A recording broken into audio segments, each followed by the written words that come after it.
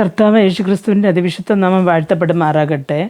റോമർക്ക് എഴുതിയ ലേഖനം 8-ാമത്തെ അധ്യായം അതിൻ്റെ 37-ാമത്തെ വാക്യത്തിൽ ഇങ്ങനെ വായിക്കുന്നു: നാമോ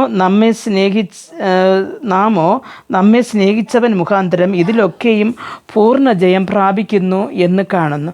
പ്രിയ ദൈവമക്കളെ, വിശ്വാസികളായ ഓരോരുത്തരെയും പൂർണ്ണ ജയം പ്രാപിക്കുവാൻ തക്കവണ്ണം ക്രിസ്തു നമ്മെ പൂർണ്ണതയിലേക്ക് നടത്തുന്നു എന്ന് പൗലോസ് അപ്പോസ്തലൻ ഇവിടെ റോമാ സഭയ്ക്ക് എഴുതുകയാണ്. അപ്പോൾ ഏതിലൊക്കെയാണ് ഒരു ജയം ഒരു ദൈവമക്കൾക്ക് വേണമെന്ന് വെച്ചാൽ, പാപത്തിൽ നിന്നൊരു ജയം വേണം.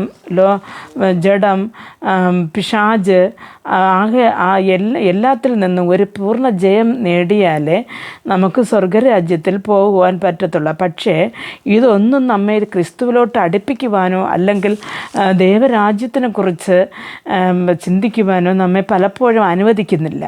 എങ്ങനെയെന്ന് വെച്ചാൽ, പലപ്പോഴും പാപം നമ്മളെ വിഴുമാറാക്കുന്നു, പലപ്പോഴും നമ്മെ മുറിവേൽപ്പിക്കുന്നു, വ്യാകുലരാക്കുന്നു, രോഗാവസ്ഥയിലേക്ക് തള്ളുന്നു, കണ്ണീരിൻ്റെ അവസ്ഥയിലേക്ക് തള്ളുന്നു.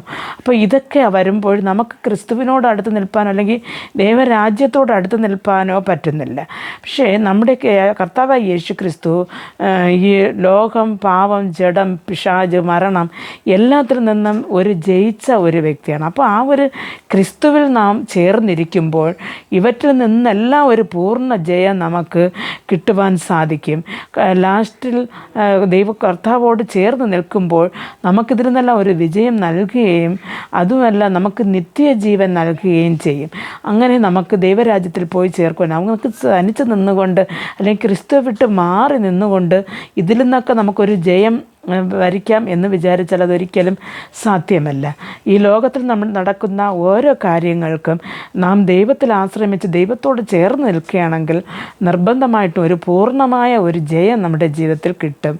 കർത്താവ് അതിന് ഓരോരുത്തരെയും സഹായിക്കട്ടെ. പ്രാർത്ഥിക്കാം. ഞങ്ങളെ അതിവാത്സല്യമായി സ്നേഹിച്ച് വഴി നടത്തുന്ന സ്വർഗ്ഗസ്ഥ പിതാവേ, കർത്താവേ, ലോകവും പാപവും ജഡവും പിശാചും നമ്മെ മരണത്തിലേക്ക് വലിച്ചു കൊണ്ടിരിക്കുമ്പോൾ എല്ലാത്തിൽ നിന്നും ജയം മരണത്തിൽ നിന്നും ജയിച്ച യേശു ക്രിസ്തുവിൻ്റെ നാമത്തിൽ കർത്താവെ, ഞങ്ങൾ ഓരോരുത്തരെയും നിങ്ങളിലേക്ക് അടുപ്പിക്കുന്ന കൃപ കൊണ്ട് നീ നിറയ്ക്കണമെന്ന് പ്രാർത്ഥിക്കുന്നു.